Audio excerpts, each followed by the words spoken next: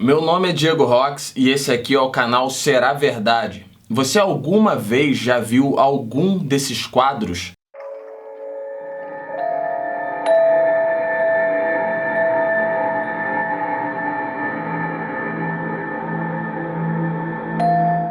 Hoje você vai conhecer a história terrível por trás das pinturas das crianças chorando.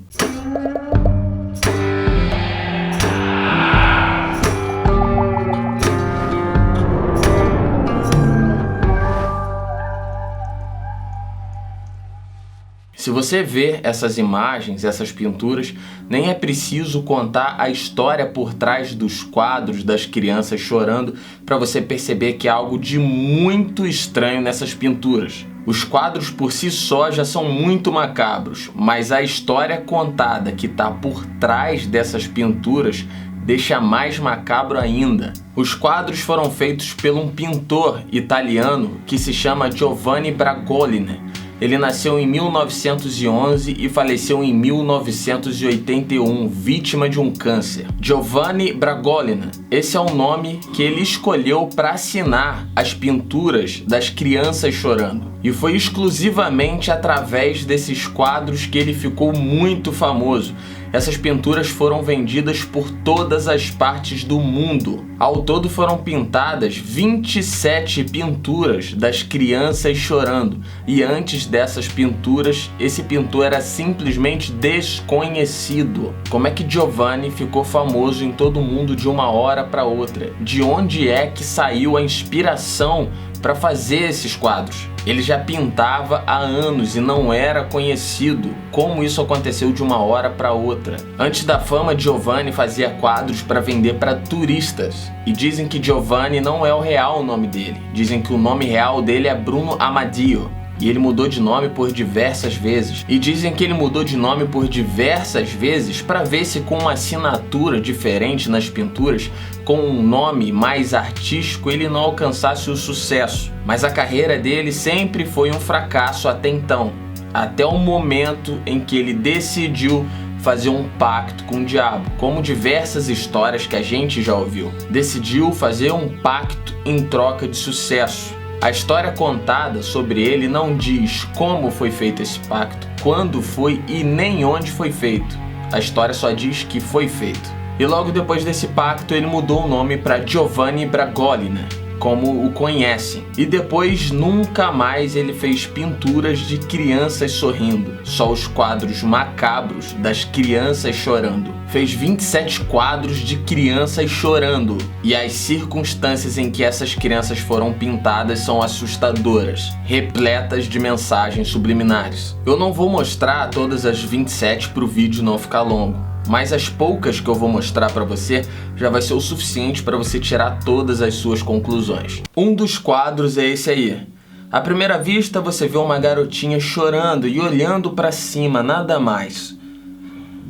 Agora vamos olhar de mais perto e de um outro ângulo. Muitos dizem que no pescoço tem uma mão enforcando a criança. E os olhos estão arregalados e a pupila dilatada, como se ela não tivesse mais viva. Nessa outra pintura você vê uma menina chorando, triste, com a cabeça inclinada e com a mão segurando a manta. Mas se analisar o braço, vai perceber que o braço não é dela. Uma criança não teria um braço tão longo, com a dobra lá embaixo, nem se fosse um adulto. E se a gente mudar o ângulo, vai parecer muito que ela está deitada, sem vida, com a cabeça inclinada. E parece que ela também não tem o resto do corpo. Esse braço seria o braço de uma pessoa carregando a criança? Ou seria uma mão de uma outra pessoa arrumando a manta? Ou seria o braço dela mesmo que foi tirado e jogado por cima? Outra pintura é essa aí.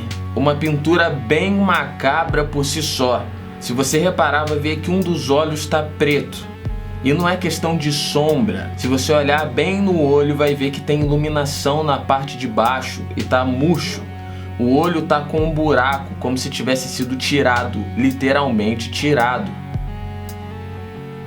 E essa outra pintura aí, ampliando, dá para ver que é uma criança que apanhou bastante. Os olhos estão inchados e roxo na parte de baixo.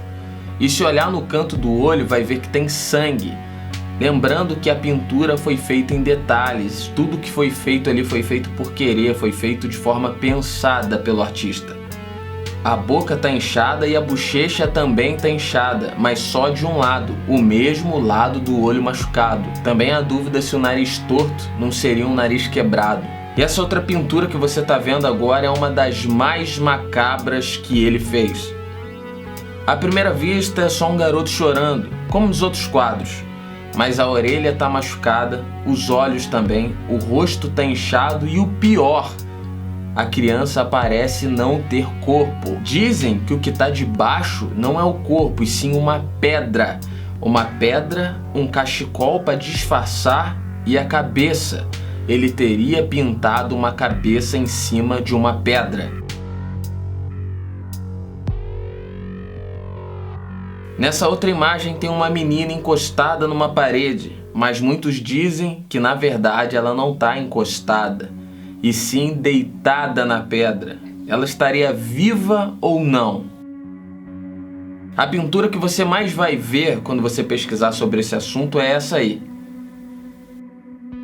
Um garotinho chorando, como todas as outras, mas quando a gente vira a imagem, parece que ele está sendo engolido por um bicho ou por uma espécie de um peixe. E semelhante à última que eu mostrei, também tem essa aí, que parece muito que o garoto está sendo engolido por um monstro, ou por um lobo, ou por um cachorro, ou algo do tipo.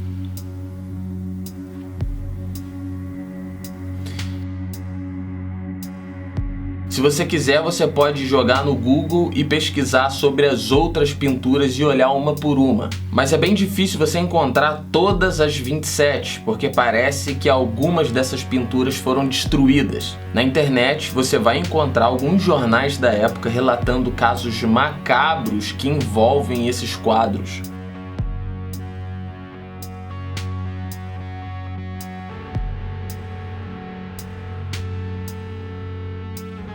Há relatos de bombeiros, segundo a história, segundo um dos jornais, que casas pegaram fogo e quando eles chegaram para apagar, depois de tudo estar destruído, só sobraram os quadros. Essas histórias foram relatadas nesses jornais, mas não se sabe se os jornais são reais ou se foram criados há pouco tempo para espalhar essa notícia na internet. Segundo a história contada, o próprio pintor, anos depois, se arrependeu de ter feito aquelas pinturas e ele disse numa entrevista que de fato eram crianças com a pupila dilatada, que aquelas crianças estavam mortas. E que aquelas crianças pintadas eram crianças desaparecidas, encomendadas pela entidade que ele fez o pacto. E ele também disse que aqueles quadros são amaldiçoados, que todas as pessoas que possuíssem aqueles quadros deveriam se desfazer dos quadros. Na época, muitas pessoas jogaram os quadros dentro da fogueira, não sei se conseguiram queimar, e outras jogaram nos rios.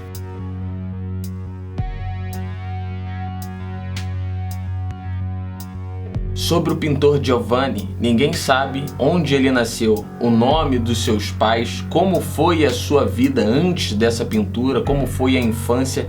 A história dele é muito macabra e a história dele é cheia de segredos. A vida do pintor é realmente um mistério. Algumas das pinturas originais e algumas réplicas podem ser encontradas em museus espalhados pela Europa. Mas de algumas coisas a gente tem certeza nessa história. Os quadros são reais, a vida do pintor foi real e o sucesso que ele teve após fazer essas pinturas também foi real. Mas e essa história contada por detrás dos quadros? São mensagens subliminares mesmo? Essas crianças estariam mortas? Foram apenas quadros inovadores para a época e por isso fez sucesso? Ou ele de fato fez um pacto? Será verdade? Diz você aí nos comentários o que você acha sobre essa história. Compartilhe esse vídeo com pelo menos uma pessoa que você conhece. Meu nome é Diego Rox e esse é o canal Será Verdade. Até o próximo vídeo.